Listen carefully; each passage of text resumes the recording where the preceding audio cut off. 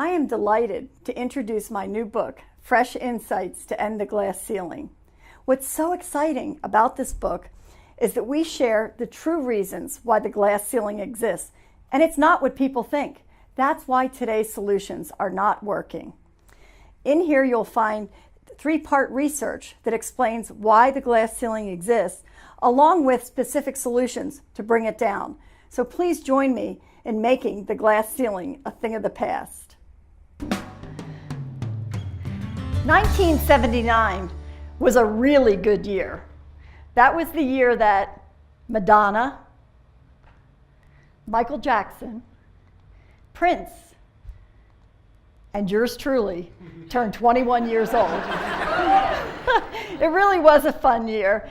And actually, that's the year I started my HR career, which later evolved into leadership and talent development. And it's a good thing, I'm sure you can tell already, that I didn't embark in a singing career with my voice. Wasn't in the cards. But actually, 1979 was a really important year. It was a breakthrough year for women. That was the year that the Pregnancy Act went into effect. And what this meant was companies could no longer fire women for getting pregnant. Further, they couldn't deem women as not promotable because they were within their childbearing years. Now imagine, that lasted 20 to 25 years. So at last, with this act and the previous Civil Rights Act of 1964, the doors were really open for women to go as far as they could go based on their skills, talent, and their performance. Or at least that's what we thought. Never did I imagine that nearly 4 decades later, we'd only have 5.8% of women serving as CEOs at Fortune 500 companies. You have to look at performance too, because people wonder, well, maybe they just don't perform as well as the men. That's why they're not rising to the top. Oops.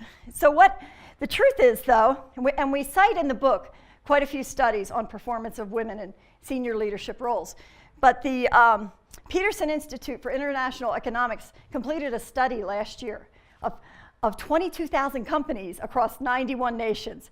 And what they found was when companies had at least 30% women in senior leadership positions, they performed better.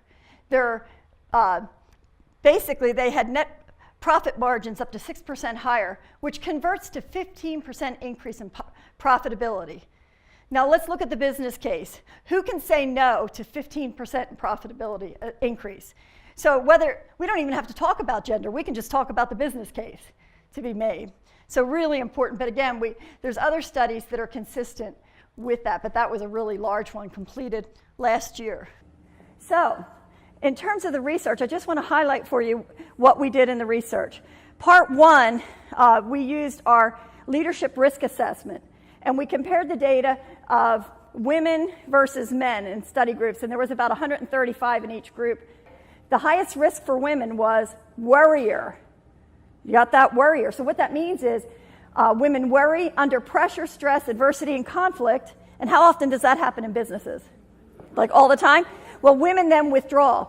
It's the operative principle is a fear of failure. So they pull back and they withdraw and they overstudy. That's where they overwork, get into it. They get quiet because they're fearful of speaking up. So they kind of pull themselves out of the limelight and out of the visibility and out of the discussion. Then, meanwhile, the men's highest risks that were statistically significant were egotist, upstager, and rule breaker. Hello. So they're moving against, being aggressive, winning the day, seeming courageous, right? Very outspoken, fighting for resources. That's viewed as leader-like. Albeit many of those behaviors are unbecoming and inappropriate, they are viewed as leader-like. Meanwhile, the women are hiding. So the bottom line is women are taking themselves out of the running. Nobody's doing it to us. We're doing it to ourselves, if you will.